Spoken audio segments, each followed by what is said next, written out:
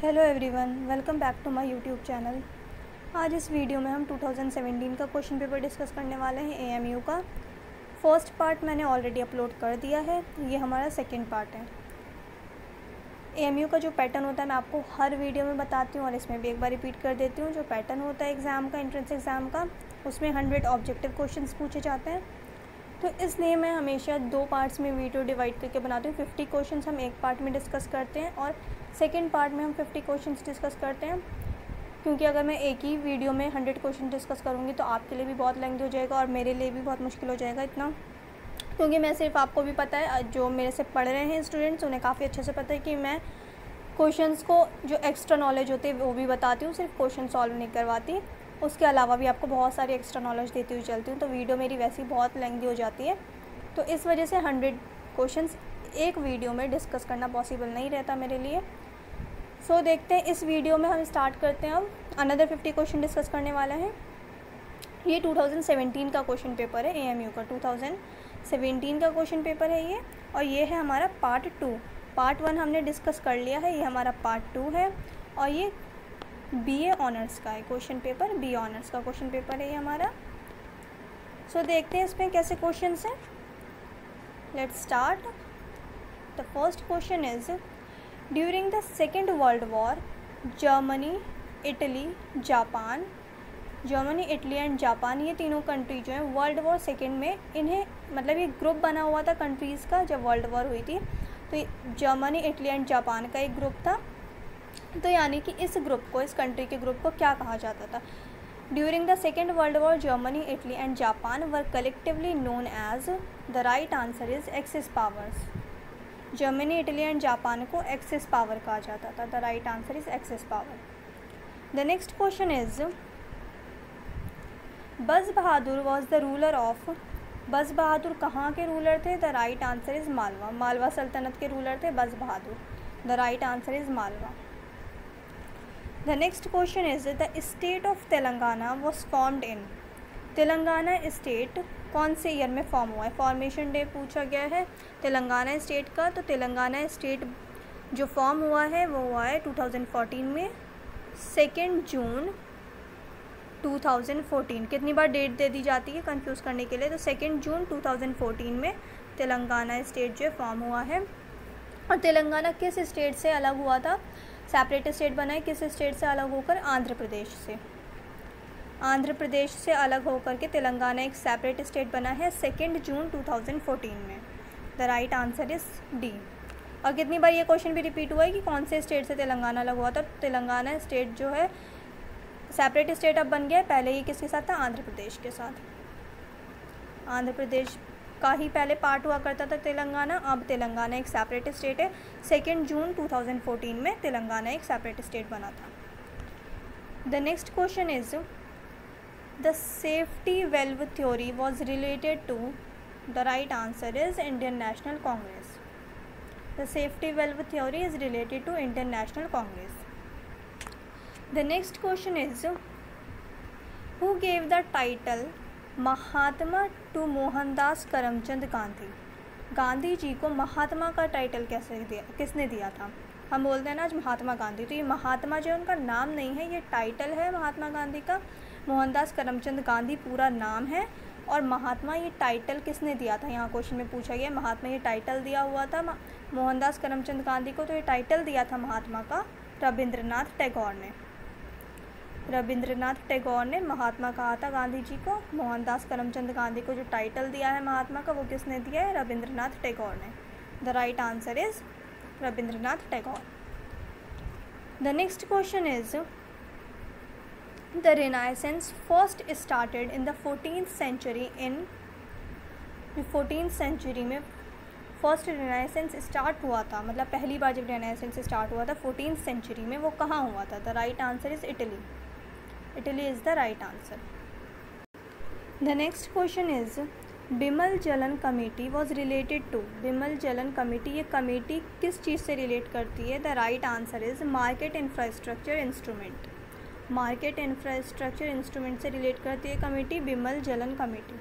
The right answer is a, market infrastructure instrument. The next question is, in the third battle of Panipat the Marathas were defeated by the, Marathas को किसने defeat दी थी third battle of Panipat में? The right answer is Afghans ने। अच्छा, पानीपत की battle बहुत ज़्यादा पूछी जाती है, तो फर्स्ट बैटल ऑफ पानीपत कब हुई थी? फर्स्ट बैटल ऑफ पानीपत हुई थी 1526 में, सेकेंड बैटल ऑफ पानीपत हुई थी 1556 में, and third battle of Panipat हुई थी 1761 में। फर्स्ट बैटल ऑफ पानीपत हुई थी 1526 में, सेकेंड बैटल ऑफ पानीपत हुई थी 1556 में, and third battle of Panipat हुई थी 1761 में। 1761 में जो बैटल ऑफ पानीपत हुई थी, यहाँ पे यही पूछा गया, यहाँ पे थर्ड बैटल ऑफ पानीपत पूछा गया है। थर्ड बैटल ऑफ पानीपत हुई थी मराठास एंड अफगान्स के बीच में, और इसमें डिफ़ीट किसे मिली थी? डिफ़ीट मिली थी मराठास को, मराठास हार गए थे, और अफगान्स, और ये जो डिफ़ीट जो मिली थी ये किसने डिफ़ीट दी थी? अफगान्स ने। और first battle of Panipat Ibrahim Lodi and Babur के बीच में हुई थी, जिसके बाद मुग़ल डायनेस्टी जो है, मुग़ल एम्पायर इस्टेब्लिश हुआ था 1526 में, after the first battle of Panipat 1526 से। तो इब्राहिम लोदी को डिफ़ीट दी थी किसने? बाबर ने। उसके बाद मुग़ल एम्पायर इस्टेब्लिश हुई थी। तो फर्स्ट बैटल ऑफ पानीपत के बाद मुग़ल एम्पायर इस्टेब्लिश हुई। Then second battle of Panipat 1556 में हुई थी, ये अकबर के साथ हुई थी 1556 में। देन 1761 में ये थर्ड बैटल ऑफ पानीपत थी 1761 में, ये मराठास और अफगान्स के बीच में हुई थी। Move to the next question. The next question is the finest of Mughals architecture in marbles is the right answer is Taj Mahal. Finest of Mughals architecture is marble is the Taj Mahal. Taj Mahal जो है पूरा वाइट मार्बल से बना हुआ है। The right answer is Taj Mahal. The next question is Akbar followed the policy of conciliation towards the Rajputs with a view to, the right answer is with a view to strengthening the Mughal empire। Mughal empire को स्ट्रॉन्ग करने के लिए अकबर जो हैं वो राजपूत्स के साथ अपने रिलेशंस अच्छे कर रहे थे। The right answer is D, strengthening the Mughal empire. The next question is the greatness of Sher Shah lies in his, the right answer is administrative reforms। शेर शाह सूरी जो थे ये भी रूलर रहे हैं, मतलब एक सूरी डायनेस्टी अलग से चली थी मुग़ल टाइम पे, यानी कि 1540 से 1555 तक 15 साल चली थी ये डायनेस्टी, सूरी डायनेस्टी। एंड तो ये शेर शाह सूरी जो थे, शेर शाह जो थे ये सूरी डायनेस्टी के फाउंडर थे, और ये शेर शाह सूरी जो थे इनके एडमिनिस्ट्रेटिव जो पॉलिसीज़ होती थी उनके लिए इन्हें जाना जाता है administrative reforms. The greatness of Sher Shah Suri lies in his administrative reforms. और जो आज हम अपना जो करेंसी है, हमारी करेंसी कौन सी है? इंडियन करेंसी है रुपया। तो ये जो करेंसी है, ये करेंसी स्टार्ट किसने करी थी? ये करेंसी स्टार्ट करी थी शेर शाह सूरी ने।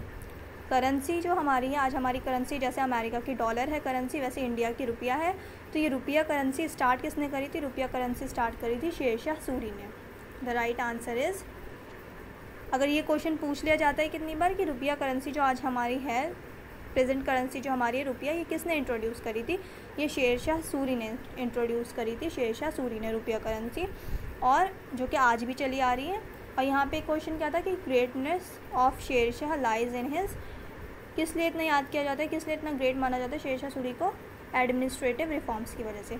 हालांकि ये सिर्फ और सिर्फ 5 साल इन्होंने 5 ईयर सिर्फ रूल किया था, उसके बाद फिर से मुग़ल डायनेस्टी, और फिर 10 ईयर्स इनके बाद, इनकी डेथ के बाद 10 ईयर्स इनके बेटे ने रूल किया था। उसके बाद फिर वापस से मुग़ल डायनेस्टी आ गई थी, दोबारा से फिर मुग़ल्स रूल करने लगे थे इंडिया पे। The next question is rust bowl of USA is associated with which one of the following region. ये रस्ट बाउल जो है of USA, rust bowl of USA, ये किस रीजन से, यानी कि किस एरिया से ये एसोसिएट करता है? The right answer is Pittsburgh region. D is the right answer, Pittsburgh region. The next question is which of the following processes is not associated with the chemical weathering? The right answer is exfoliation. Exfoliation is the right answer. The next question is Agastyamalai Biosphere Reserve is situated in the state of Agastyamalai Biosphere Reserve जो है ये कहाँ situated है? The right answer is Kerala. ये वैसे Kerala and Tamil Nadu दोनों state तक में है, मतलब ये वेस्टर्न घाट्स में हमारा जो मैप है इंडिया का, तो ये वेस्टर्न घाट्स यहाँ हैं. वेस्टर्न घाट्स में यानी कि केरला से लेके तमिलनाडु से लेके ये पूरा केरला और तमिलनाडु तक बायोस्फीयर जो ये अगस्थ्यमलाई बायोस्फीयर रिज़र्व ये सिचुएटेड है केरला से तमिलनाडु तक, तमिलनाडु से केरला तक, तमिलनाडु से केरला तक ये सिचुएटेड है. बट जो ज़्यादा एरिया है, मतलब इस बायोस्फीयर का जो बहुत ज़्यादा एरिया है वो कहाँ है? वो केरला में है. So the right answer is Kerala. The next question is arrange the following words in a meaningful sequence. यहाँ पे वर्ड्स दिए हुए हैं और इन्हें हमने एक मीनिंगफुल सीक्वेंस में अरेंज करना है. सो यहाँ पे है word, paragraph, sentence, letters, phrase. तो सबसे पहले क्या स्टार्ट होता है? सबसे पहले अल्फ़ाबेट्स यानी कि लेटर्स आता है. तो लेटर्स इस पे फोर्थ पे लेटर, सबसे पहले लेटर आएगा. देन लेटर्स से मिलकर क्या बनते हैं? लेटर्स को जोड़ करके वर्ड बनते हैं. सेकेंड पे आएगा one word. Then phrase. Phrase दो तीन वर्ड के क्या होते हैं? फ्रेज़. दो तीन वर्ड्स मिलके बनते हैं फ्रेज़ यानी कि 4 1 5. Then sentence. सेंटेंस बहुत बड़ा भी हो सकता है, छोटे सेंटेंसेस भी होते हैं. तो देन 3. सबसे पहले लेटर्स, देन वर्ड्स, फिर फ्रेज़, देन सेंटेंस, उसके बाद पैराग्राफ यानी कि 4 1 5 3 and 2. The right answer is D. 4 1 5 3 and 2 is the right answer. D is the right answer. बाकी मैं रीजनिंग की वीडियो में आपको अच्छे से और बता दूंगी. बेसिक रीजनिंग पूछते हैं, अभी मैंने यहाँ ऐसे ही बता दिया आपको. सो रीजनिंग की वीडियो भी बहुत जल्दी अपलोड हो जाएगी. The next question is in the following question find out the alternative which will replace the question mark.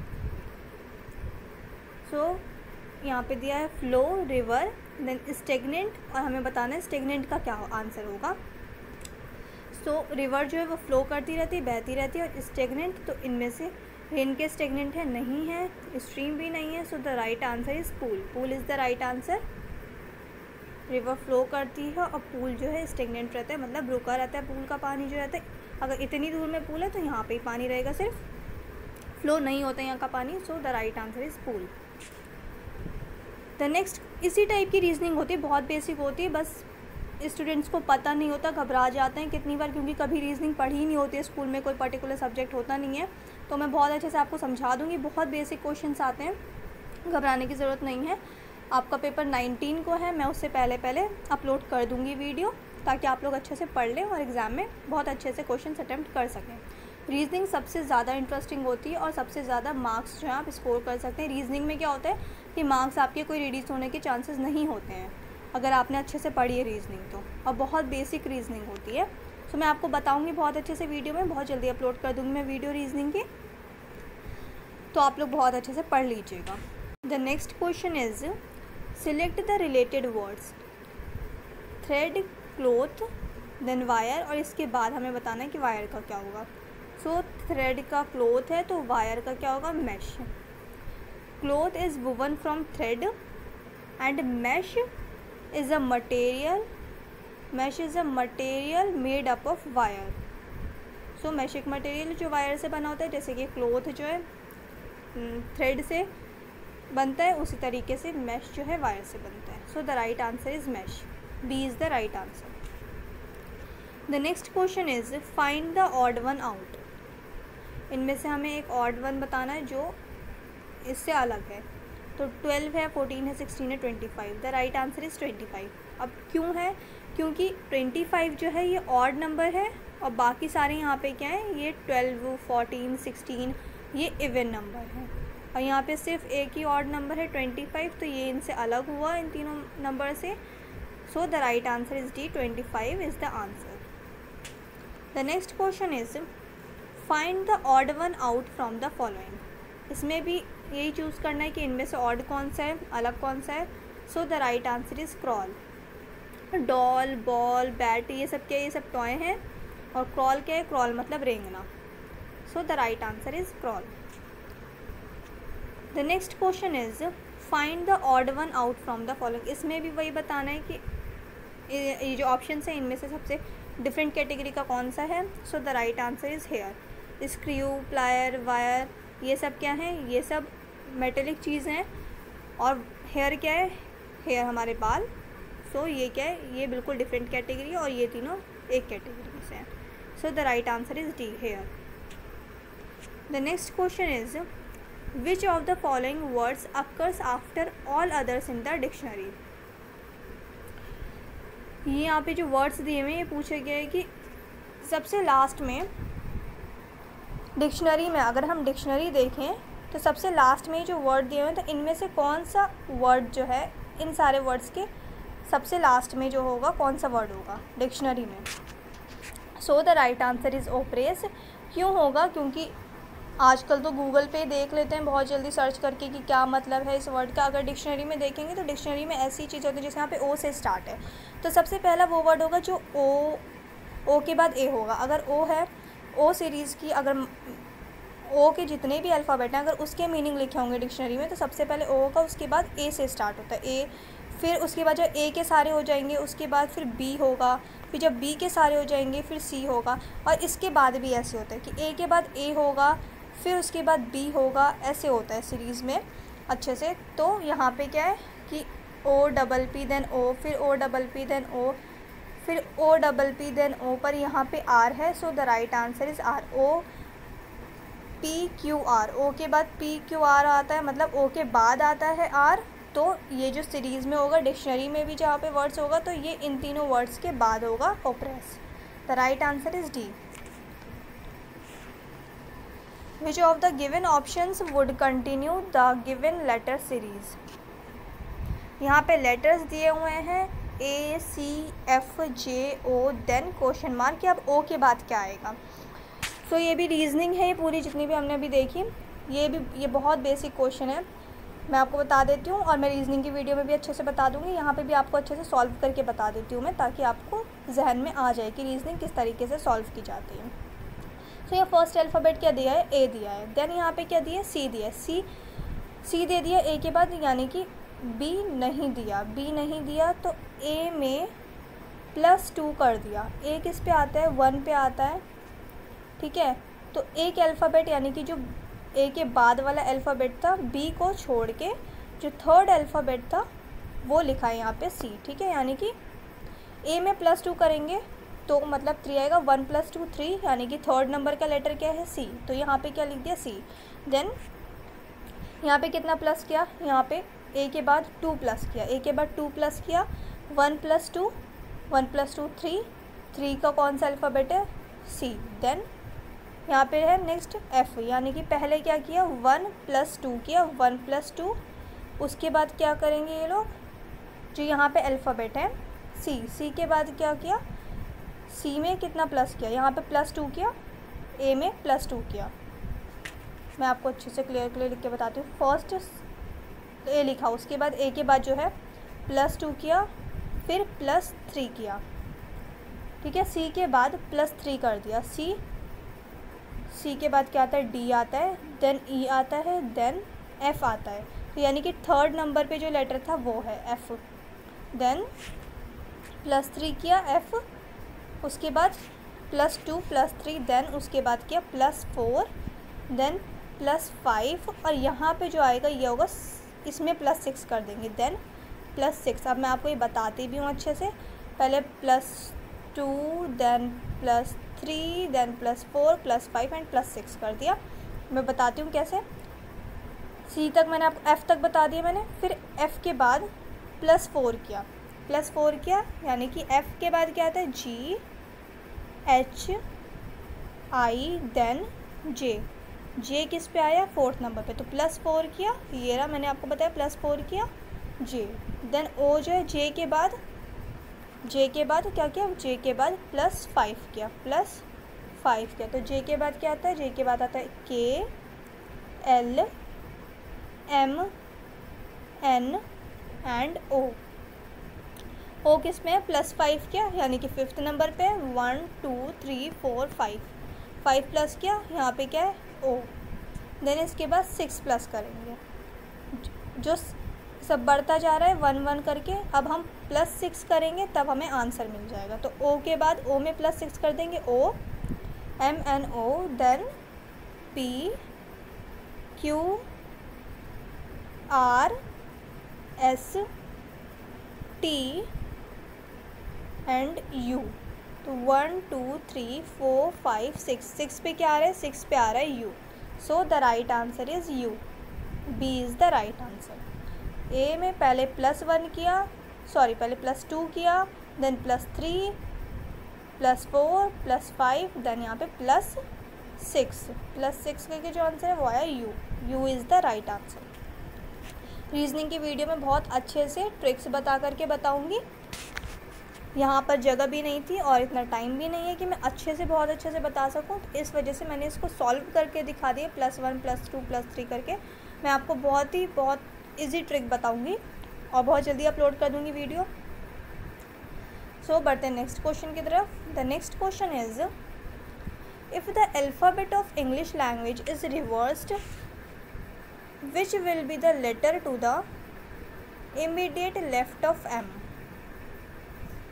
अगर हम रिवर्स करते हैं, रिवर्स लेटर भी बताऊंगी मैं रीजनिंग की वीडियो में कि रिवर्स लेटर क्या होता है और ए का रिवर्स क्या होगा, सी का रिवर्स क्या होता है।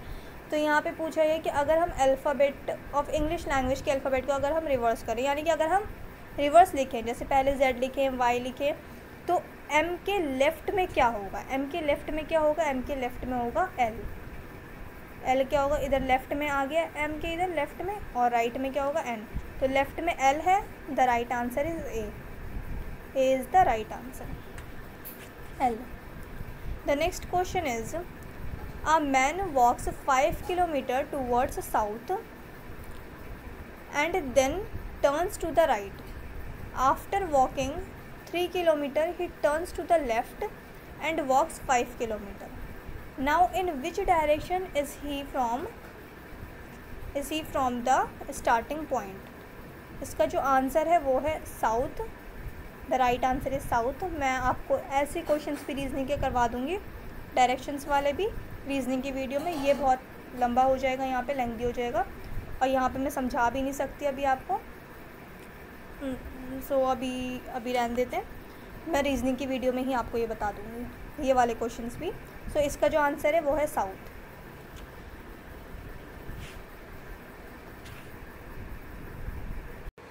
द नेक्स्ट क्वेश्चन इज, बैते रिजवान टुक प्लेस इन। बैते रिजवान किस ईयर में हुआ था? बैते रिजवान took place in the year 6 हिजरी। द राइट आंसर इज 6 हिजरी। The next question is, in which battle did हज़रत हमज़ा अटेन मर्टाइडम।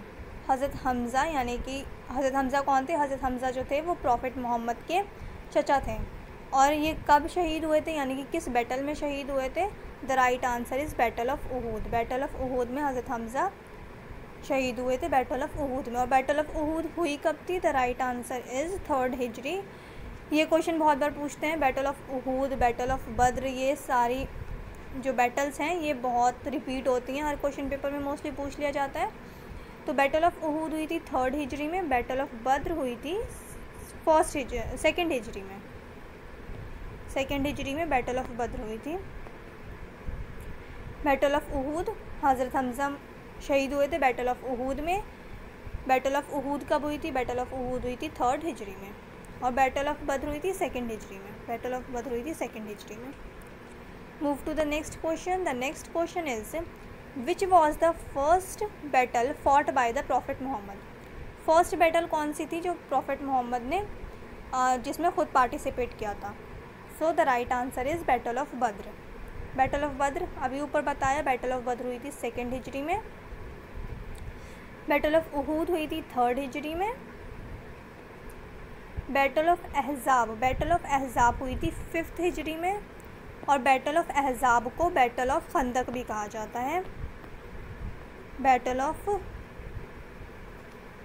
खंदक भी कहा जाता है किसे, बैटल ऑफ अहज़ाब को बैटल ऑफ खंदक भी कहा जाता है।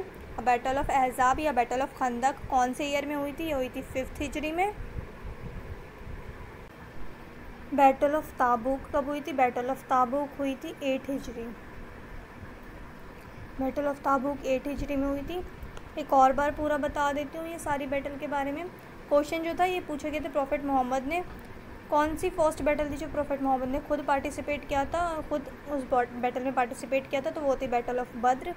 बैटल ऑफ बद्र हुई थी 2nd हिजरी में, उहूद 3rd हिजरी में, अहज़ाब 5th हिजरी में।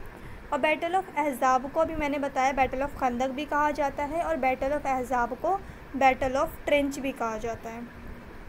बैटल ऑफ ट्रेंच या फिर बैटल ऑफ खंदक या फिर बैटल ऑफ अहज़ाब ये एक ही बैटल थी जिसे 3 नाम से जाना जाता है, battle of Khandaq, battle of trench, battle of Ahzab. ये हुई थी 5th हिजरी में। बैटल ऑफ ताबूक हुई थी 8 हिजरी में। तो इनमें से कोई भी बैटल पूछ ली जाती है पेपर में तो ये सारी बैटल अच्छे से याद कर लीजिएगा। बद्र 2nd हिजरी, उहूद 3rd हिजरी, अहज़ाब, ट्रेंच और खंदक 5th हिजरी, ताबूक 8 हिजरी। Move to the next question. The next question is which book was revealed upon Prophet Musa? Prophet Musa के ऊपर कौन सी बुक रिवील हुई थी? द राइट आंसर इज़ तौरात है जिसे उर्दू में या अरबिक में तौरात कहा जाता है। मूसा अलैहिस्सलाम पे कौन सी बुक उतरी थी? तौरात उतरी थी। इंजील उतरी थी। ईसा अलैहिस्सलाम पे ज़बूर उतरी थी। दाऊद अलैहिस्सलाम पे तौरात उतरी थी मूसा अलैहिस्सलाम पे और कुरान उतरी थी मोहम्मद सल्लल्लाहु अलैहि वसल्लम पे।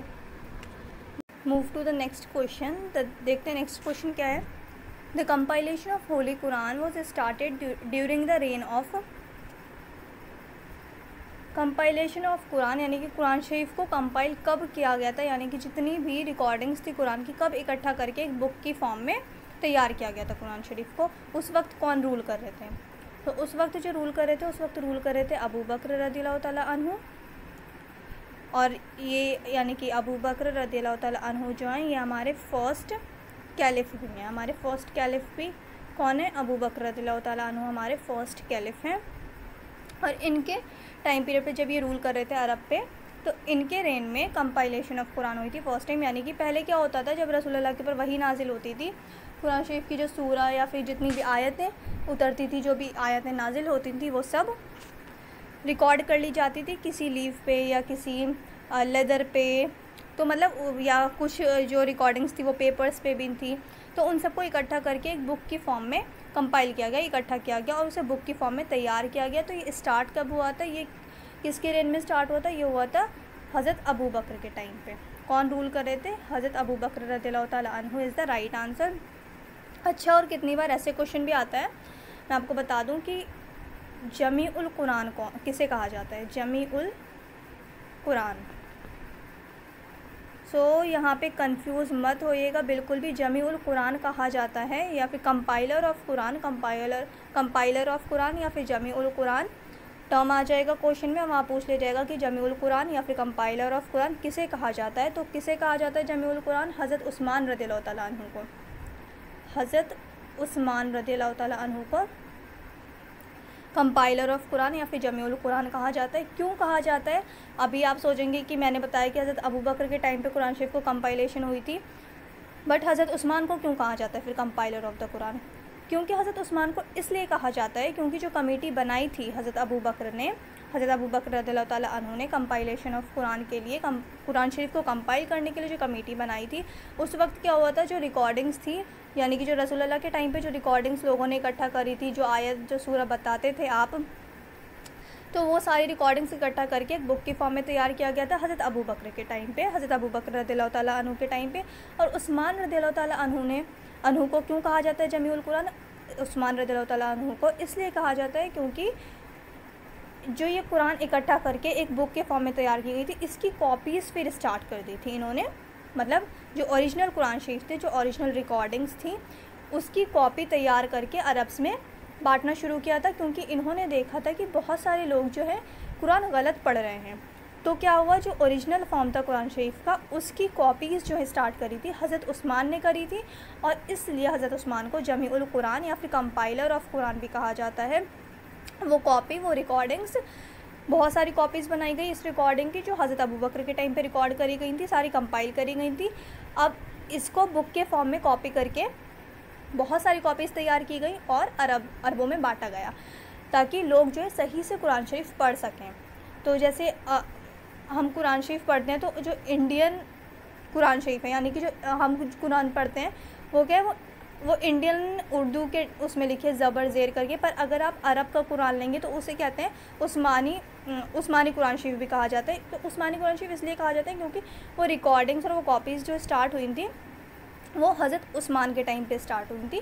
तो इस वजह से हज़रत उस्मान को जमीउल कुरान भी कहा जाता है। जमीउल कुरान या फिर कंपाइलर ऑफ कुरान भी आ जाता है कितनी बार, या फिर जमीउल कुरान ही दे देते हैं टर्म। तो जमीउल कुरान कहा जाता है हज़रत उस्मान रज़ियल्लाहु ताला अन्हु को। और स्टार्ट जो हुआ था कंपाइलेशन ऑफ कुरान, वो किसके टाइम पे हुआ था, वो हुआ था हज़रत अबू बकर के टाइम पे। अच्छा, और कितनी बार ये क्वेश्चन आता है कि हज़रत अबू बकर ने जो ये कमेटी बनाई थी, यानी कि जो कुरान शरीफ को कंपाइल करने की, कंपाइलेशन के लिए जो कमेटी बनाई थी हज़रत अबू बकर रज़ियल्लाहु ताला अन्हु ने, वो किसके सजेशन पे बनाई थी, मतलब किसने सजेस्ट किया था। तो वो सजेस्ट किया था कि मतलब ये कमेटी इस तरीके से बनी चाहिए, इस तरीके से कुरान शरीफ को कंपाइल करना चाहिए।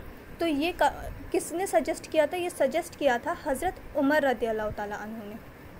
उमर रज़ियल्लाहु ताला अन्हु के सजेशन पर हज़रत अबू बकर रज़ियल्लाहु ताला अन्हु ने कुरान शरीफ की कंपाइलेशन के लिए एक कमेटी बनाई थी, और जिसके हेड थे ज़ैद बिन ताबित। इस क्वेश्चन पेपर में उनका भी एक अलग से क्वेश्चन है, तो वहाँ पे आपको और अच्छे से लर्न हो जाएगा।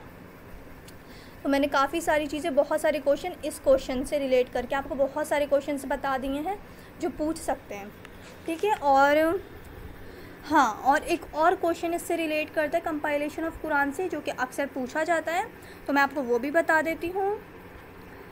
अक्सर पूछ लिया जाता है कि ये कंपाइलेशन ऑफ कुरान कब, कौन से बैटल के बाद करी गई थी, कौन से बैटल के बाद कंपाइल किया गया था कुरान शरीफ को। तो वो किया गया था बैटल ऑफ यमामा।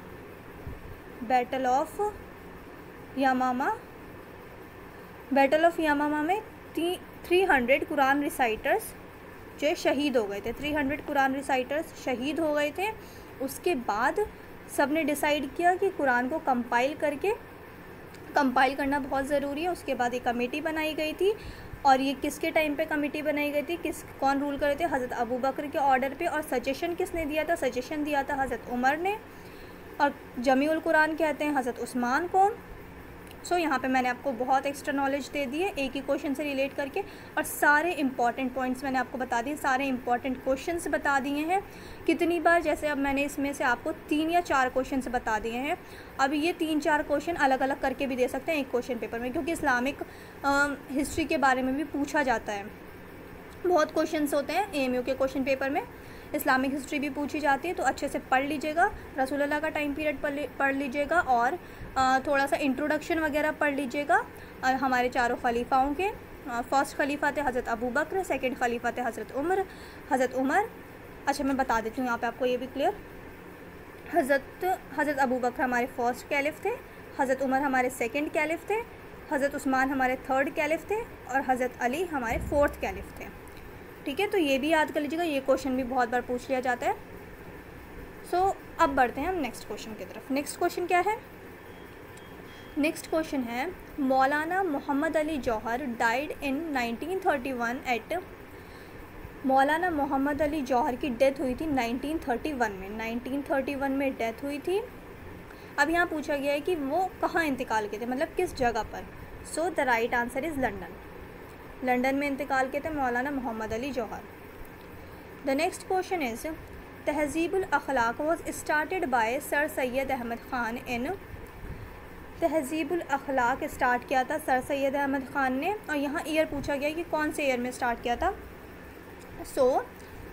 कौन से ईयर में स्टार्ट किया था तहज़ीबुल अखलाक। तहज़ीबुल अखलाक है क्या, ये एक मैगज़ीन थी, मैगज़ीन है। तहज़ीबुल अखलाक क्या है, एक मैगज़ीन है, और ये मैगज़ीन स्टार्ट करी थी सर सैयद अहमद ख़ान ने। और ये किस ईयर स्टार्ट करी थी, ये स्टार्ट करी थी 1870 AD में। 1870 AD is the right answer. The next question is sir Syed Ahmad Khan established the scientific society for the introduction western sciences in the year. यहाँ पे ईयर पूछा गया है कि ये साइंटिफिक सोसाइटी मतलब वेस्टर्न स्टडीज़ के लिए, वेस्टर्न साइंसेस के लिए एक डिपार्टमेंट इस्टेब्लिश किया गया था, तो वो कौन से ईयर में किया गया था? So the right answer is 1864।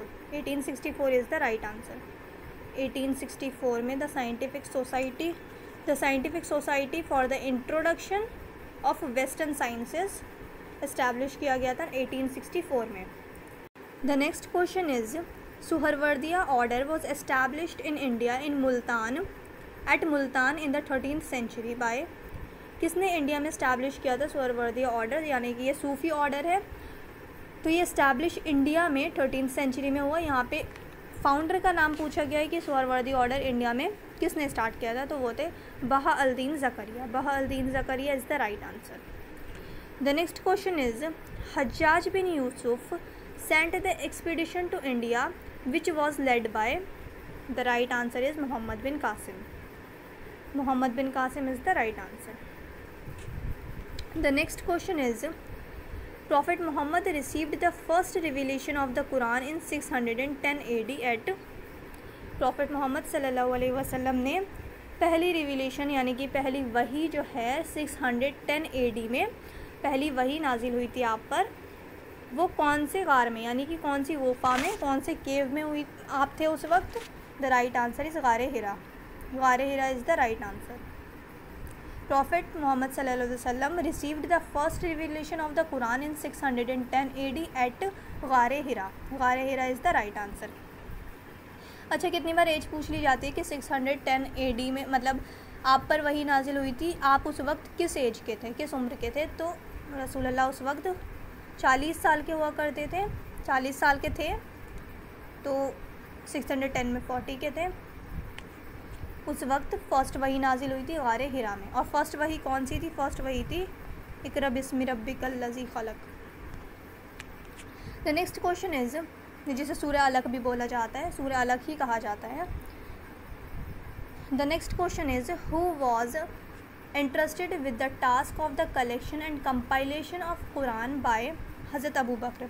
मैंने ऊपर भी बताया था आपको, यहाँ पे पूछा गया है कि जो कमेटी बनाई थी उसके हेड कौन थे? जो हज़रत अबू बकर ने कंपाइलेशन के लिए यानी कि कुरान की कंपाइलेशन के लिए जो कमेटी तैयार की थी उसके हेड कौन थे? तो वो थे ज़ैद बिन ताबित। ज़ैद बिन ताबित जो है वो हेड थे। द राइट आंसर इज़ ज़ैद बिन ताबित। और यहाँ पे ज़ैद बिन हारिसा भी दिया गया है, तो कंफ्यूज नहीं होना है, पूरा नाम याद करके जाएगा, क्योंकि कंफ्यूज करने के लिए ये लोग ज़ैद कर देते हैं। स्टूडेंट्स क्या करते हैं, बस ज़ैद याद कर लिया, तो फिर जब एग्ज़ाम में आता है तो बहुत ज़्यादा कंफ्यूज हो जाते हैं कि दोनों तीनों या तीन ऑप्शन भी ज़ैद के नाम से दे देते हैं। तो ज़ैद बिन साबित जो थे, ज़ैद बिन ताबित बोल लीजिए या फिर ज़ैद बिन साबित जो थे, ये कौन थे? ये जो कंपाइलेशन के लिए जो कमेटी बनाई गई थी उस कमेटी के हेड थे Zaid bin Sabit. The next question is Tulsidas the great poet flourished in during the period of. The right answer is Mughal empire. The next question is which of the following is not an essential part of Islamic belief. यहाँ पे options दिए हैं, यहाँ पूछा गया है कि इनमें से कौन सा इस्लामिक बिलीफ नहीं है। So the right answer is the belief in sorcery. Sorcery क्या होता है? सॉर्सरी जनरल लैंग्वेज में अगर बोलें, नॉर्मली अगर हम कह लें तो जिसे हम जादू टोना कहते हैं उसे कहते हैं सॉर्सरी। तो अस्तगफिरुल्लाह, ये हमारा कोई वो नहीं है, इस्लामिक बिलीफ नहीं है। इस्लामिक बिलीफ पूछा गया यहाँ पे, तो यहाँ पूछा गया कि इनमें से कौन सा नहीं है, तो सॉर्सरी जो है नहीं है इस्लामिक बिलीफ। इस्लामिक बिलीफ है oneness of God, day of judgement, belief in prophets. वैसे इसमें मैं अच्छा चलिए, अगर आपको वीडियो चाहिए ना इस चीज़ पे कि मैम इस्लामिक हिस्ट्री थोड़ी सी पढ़ा दीजिए, तो इस पे मुझे बताइएगा ज़रूर, मैं उस पे अलग से वीडियो बना दूँगी बहुत इंपॉर्टेंट क्वेश्चंस पे कि क्या क्या क्वेश्चन पूछ लिया जाता है, मैं डिटेल में पढ़ा दूँगी। अभी अगर मैं यहाँ पे आपको ये भी बताने बैठ गई एक तो आप बोर भी हो जाएंगे और वीडियो भी बहुत लेंथी हो जाएगी, तो बस ये ध्यान में रख लीजिए। वैसे और भी होते हैं, 5 होते हैं टोटल, या फिर 7 भी कहते हैं, कितने लोग 7 भी होते हैं। तो अगर आपको चाहिए इस पे वीडियो तो मुझे कमेंट में ज़रूर बताएं, मैं इस्लामिक हिस्ट्री पे भी एक वीडियो बना दूँगी।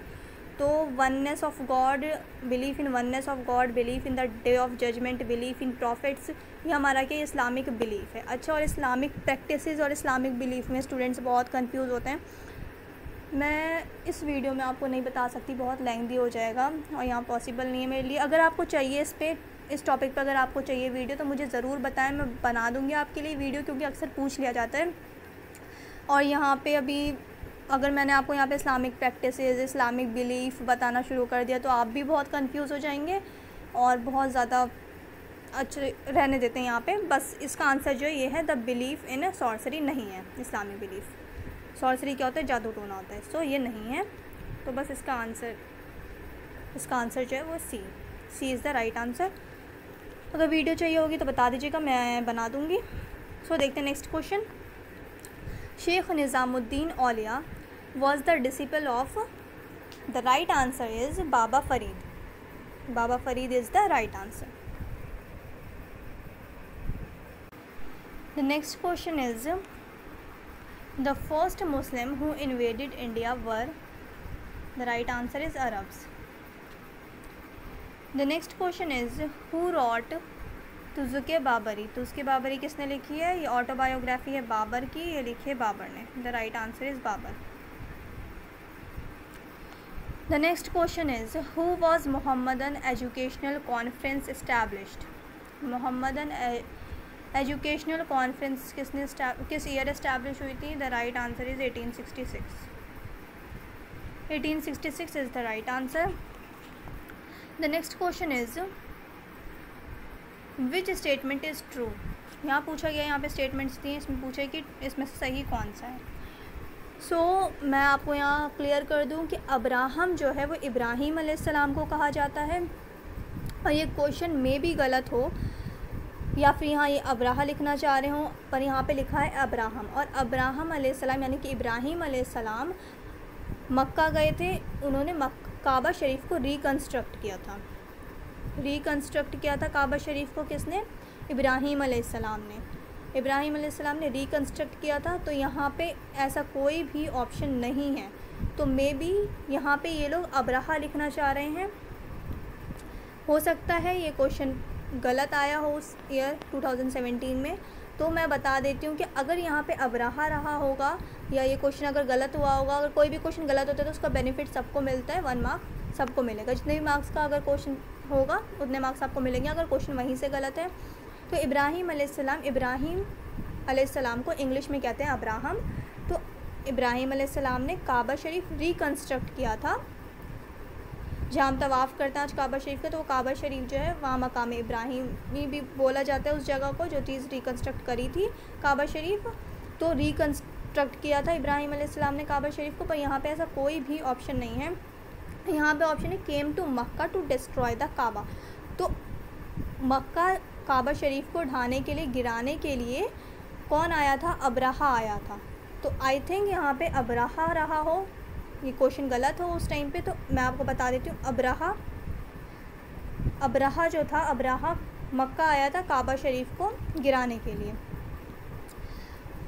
और ये किस ईयर हुआ था? ये हुआ था 570 में। जिस ईयर अब्राहा काबा शरीफ को गिराने आया था वो ईयर था 570 AD, और इसी ईयर रसूलुल्लाह की बर्थ हुई थी। और इस ईयर को इसीलिए कितनी बार ये क्वेश्चन भी पूछ लिया जाता है कि जिस साल को रसूलुल्लाह की बर्थ हुई यानी कि 570 AD को किस ईयर के नाम से जानते हैं? तो 570 AD को ईयर ऑफ एलिफेंट के नाम से जानते हैं, ईयर ऑफ एलिफेंट। अब ईयर ऑफ एलिफेंट क्यों कहा जाता है 570 AD को? क्योंकि 570 AD में अब्राहा जो है वो मक्का आया था काबा शरीफ को गिराने के लिए, डिस्ट्रॉय करने के लिए। और हाँ, और उसकी फ़ौज में, मतलब जो उसके साथ पूरा लश्कर आया था उसमें हाथी थे। मतलब जैसे घोड़ों पे जाते हैं जंग के लिए, बैटल के लिए, तो अब्राहा के लश्कर में जो थे वो हाथी थे, सिर्फ हाथी थे।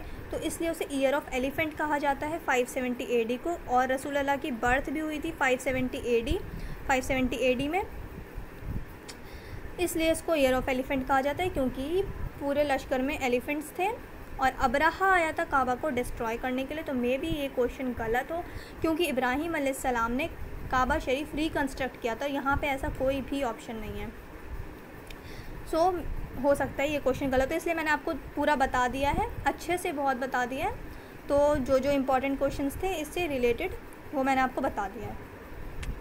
The next question is Dar al Nadwa the house of meeting was constructed by. The right answer is Abdul Muttalib. The right answer is Abdul Muttalib. The next question is the great grand father of prophet Muhammad सल्लल्लाहु अलैहि वसल्लम was, यानी कि great grand father मतलब परदादा, तो वो रसूलुल्लाह के ग्रेट ग्रैंड फादर कौन थे? The right answer is Hashim. क्या नाम था? हाशिम। और दादा जान का क्या नाम था? आप सल्लल्लाहु अलैहि वसल्लम के दादा जान का नाम था अब्दुल मुतल्लिब, और अब्बू का नाम था अब्दुल्ला, और परदादा का नाम था हाशिम। हाशिम देन अब्दुल मुतल्लिब, अब्दुल मुतल्लिब, अब हाशिम के बेटे थे अब्दुल मुतल्लिब, और इनके बेटे थे अब्दुल्ला, अब्दुल्ला एंड अब्दुल्ला के बेटे थे हमारे नबी मोहम्मद सल्लल्लाहु अलैहि वसल्लम, मोहम्मद सल्लल्लाहु अलैहि वसल्लम। तो ये इनका पूरा ऐसे था, हाशिम थे परदादा, अब्दुल मुतल्लिब थे दादा, अब्दुल्ला थे अब्बू, और फिर prophet Muhammad. The next question is which of the following rulers were not based in Delhi. The right answer is Bahmani. Bahmani rulers, Bahmani kingdom कहाँ की किंगडम थी? ये साउथ इंडिया की किंगडम है, साउथ इंडिया में रूल किया है बहमनी किंगडम ने, बहमनी रूलर्स ने साउथ इंडिया में इन्होंने रूल किया है बहमनी किंगडम ने। और slave dynasty, Khilji dynasty, Tughlaq dynasty, ये सब क्या है? ये है दिल्ली सल्तनत के part. Move to the next question. The next question is the expedition of Muhammad Ghori to India was in the year 1175। The right answer is 1175। Muhammad Ghori ने कब इन्वेट किया था इंडिया पे? एक्सपीडिशन कब हुआ था मोहम्मद गौरी का? द राइट आंसर इज़ 1175 में। Move to the next question. The next question is the angel of death is. Angel of death किसे कहा जाता है? इज़राइल अलैहिस्सलाम को। The right answer is Azrael. Azrael अलैहिस्सलाम को एंजल ऑफ डेथ कहा जाता है, इज़राइल अलैहिस्सलाम को। Shaikh Ahmad Sirhindi belong to which sufi order. Last question है ये, यहाँ पूछा है कि शेख अहमद सरहिंदी किस सूफ़ी ऑर्डर से बिलोंग करते थे? तो शेख अहमद सरहिंदी जो थे वो नक्शबंदिया सूफ़ी ऑर्डर से बिलोंग करते थे। The right answer is Naqshbandiya Sufi order. और मैंने इस वीडियो में पूरा कंप्लीट हो गया 2017 का क्वेश्चन पेपर। सो अगर आपको किसी भी टॉपिक पे कोई वीडियो चाहिए तो मुझे बताएं, मैं आपके एग्ज़ाम से पहले कोशिश करूँगी कि मैं अपलोड कर सकूँ। रीज़निंग के क्या रहते हैं स्टूडेंट्स, अब मोस्टली स्टूडेंट्स इंस्टाग्राम पे भी मैसेज आ रहे थे मेरे पास कि मैम रीज़निंग करवा दीजिए। सो रीज़निंग की वीडियो इंशाल्लाह मैं अपलोड कर दूँगी आपके एग्ज़ाम से पहले।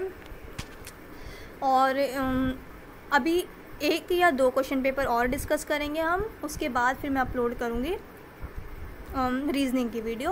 और अगर आपको जैसे इस्लामिक हिस्ट्री पे चाहिए जो क्वेश्चन इंपॉर्टेंट है, मोस्ट इम्पॉर्टेंट क्वेश्चन जो अक्सर पूछा जाता है AMU में और जामिया में भी बहुत क्वेश्चंस आते हैं इस्लामिक हिस्ट्री से, तो अगर आपको इस्लामिक हिस्ट्री पे चाहिए क्वेश्चन कोई वीडियो तो मुझे ज़रूर बताएं कमेंट में, मैं इस्लामिक हिस्ट्री पे भी एक वीडियो अपलोड कर दूँगी। और आप लोग मेरे चैनल को सब्सक्राइब नहीं कर रहे हैं और कितने लोगों ने अब तक वीडियो स्किप भी कर दी होगी।